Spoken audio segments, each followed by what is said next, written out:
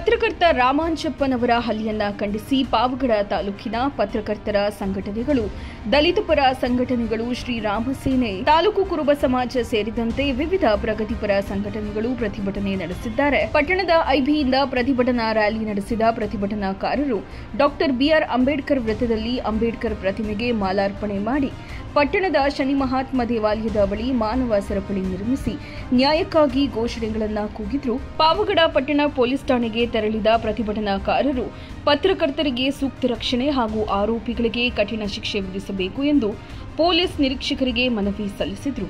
ಪತ್ರಕರ್ತರ ಸಂಘದ ವತಿಯಿಂದ ಮತ್ತು ಎಲ್ಲ ಪತ್ರಕರ್ತರು ಸೇರಿ ನಮಗೆ ಒಂದು ಮನವಿಯನ್ನು ಸಲ್ಲಿಸಿದ್ದಾರೆ.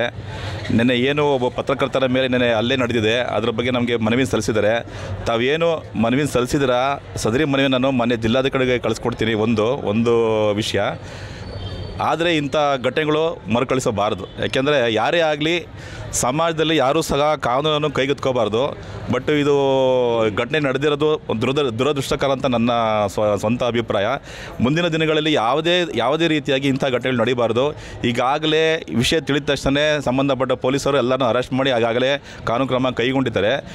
ಆದ್ದರಿಂದ ಸಾರ್ವಜನಿಕರನ್ನ ನಾವು ತಾಲೂಕು ಆಡಳಿತ ಕೇಳ್ಕೊಳ್ಳೋದು ಇಷ್ಟೇ, ಯಾವುದೇ ರೀತಿಯಾಗಿ ಕಾನೂನನ್ನು ಕೈಗೆತ್ಕೋಬಾರ್ದು. ಯಾರೇ ಆಗಿರಲಿ, ಪತ್ರಕರ್ತರಾಗಿರ್ಬೋದು, ಅಧಿಕಾರಿಗಳಾಗಿರ್ಬೋದು, ಸಾರ್ವಜನಿಕರಾಗಿರ್ಬೋದು, ಏನೇ ಇದ್ದರೆ ಪೊಲೀಸ್ ಸ್ಟೇಷನ್ ಇದೆ, ಕಾನೂನಿದೆ, ಅವ್ರ ಪ್ರಕಾರ ಬಂದು ಅವರು ಕಂಪ್ಲೇಂಟ್ ಕೊಟ್ಟು ಏನಿದ್ರೂ ಅವರು ಕಾನೂನು ಕ್ರಮ ಕೈಗೊಳ್ಬೇಕಂತ ಈ ಮೂಲಕ ಕೋರ್ಕೊಳ್ತೀನಿ. ಕೈಗೊಳ್ಳಬೇಕು. ಸುಮ್ಮನೆ ನಮ್ಮ ಕಣ್ಣೊರೆಸುವ ತಂತ್ರ ಏನಾದರೂ ಮಾಡಿದ್ರೆ ಅದು ಮುಂದಿನ ದಿನಗಳಲ್ಲಿ ನಾವು ಬೀದಿಗಿಳಿದು ಹೋರಾಟ ಮಾಡಿ ಪ್ರತಿಭಟನೆ ಮಾಡಬೇಕಾಗುತ್ತೆ. ಬೀಳುತ್ತೆ, ಯಾರೋ ಹಿಂಗೆ ಜಗಳ ಆಡ್ಕೊತಾರೆ, ಈ ಥರದ್ದೆಲ್ಲ ನಡೀತಾ ಇದೆ ಅಂತ ಹೇಳ್ಬಿಟ್ಟು ದಯಮಾಡಿ ನಮ್ಮ ಗಮನಕ್ಕೆ ತಗೊಂಬನ್ನಿ.